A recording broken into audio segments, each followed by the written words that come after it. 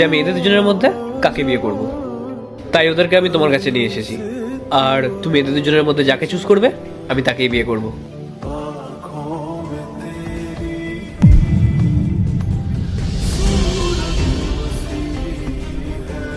ঋতিকা, এটা কি অসভ্যতামি হচ্ছে?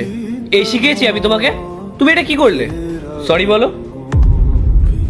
রাহুল, ওকে বকো না, ছোট মানুষ, ও বুঝতে পারেনি, না বুঝে করে ফেলেছে, আমি কিছু মনে করিনি। তোমার রাগ হচ্ছে না স্নেহা? না, একটুও না। ওর হয়তো আমাকে পছন্দ হয়নি তাই এরকম করেছে, আর ভুল তো সবারই হয়, তুমি এত রিয়াক্ট করো না। না স্নেহা, ও জেনে বুঝে এটা করেছে, ও কখনো এরকম করে না।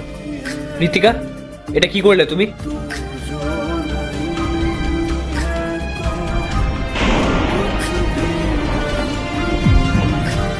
ঋতিকা, কি হচ্ছে এইসব? রাহুল, তোমার মেয়ের মধ্যে কি কোনো ম্যানার্স নেই? ও এই শীতের মধ্যে আমার গায়ে জল ছুঁড়ে মারলো। তোমার সাহস কি করে হলো আমার সাথে এটা করার? পূজা, তুমি এসব কি বলছো? কি এমন ভুল বলেছি আমি? দেখলে না রাহুল ও আমার সাথে কি করলো? শোনো রাহুল, আমি কিন্তু এই সমস্ত অসভ্যতা আমি একদম বরদাস্ত করবো না। আর দেখো কেমন চুপচাপ দাঁড়িয়ে আছে, একটা সরি পর্যন্ত বলছে না। ও যদি আমার মেয়ে হতো না তাহলে আমি ওকে... সরি পূজা, আমি দেখছি। ঋতিকা, এসো, আসো, বসো এখানে, বসো। আচ্ছা, তুমি এটা কি করলে বলো তো? তুমি এই ঠান্ডার মধ্যে ওই আন্টিদের গায়ে জল ছুঁড়ে মারলে। এখন যদি ওনাদের শরীর খারাপ হয়ে যায় তখন তখন কি হবে? আর সেটাও আমি ছেড়ে দিলাম। ওনারা কি ভাবলো বলো তো, যে আমি তোমাকে এই শিক্ষা দিয়েছি বাড়িতে অতিথিরা আসলে এরকম বিহেভিয়ার করতে হয়? বাবা, তুমি তো আমাকে বললে ওই দুজন আন্টির মধ্যে আমাকে একজনকে মা হিসেবে চুজ করতে। মানে?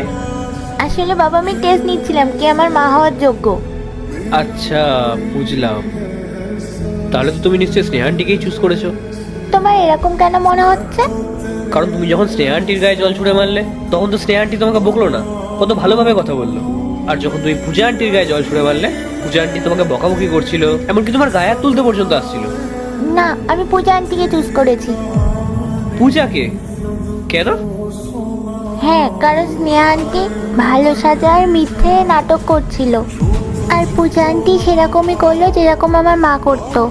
এর জন্য আমি পূজা আন্টিকেই চুজ করেছি। ওরা যদি আমাকে ঠিক ভুল না শেখায় তাহলে আমি শিখবো কি করে? কিন্তু মা, তুমি একবার ভেবে দেখো, যখন আমি পার্ট 2 দেখতে সাবস্ক্রাইব করো ভেলকু 78M।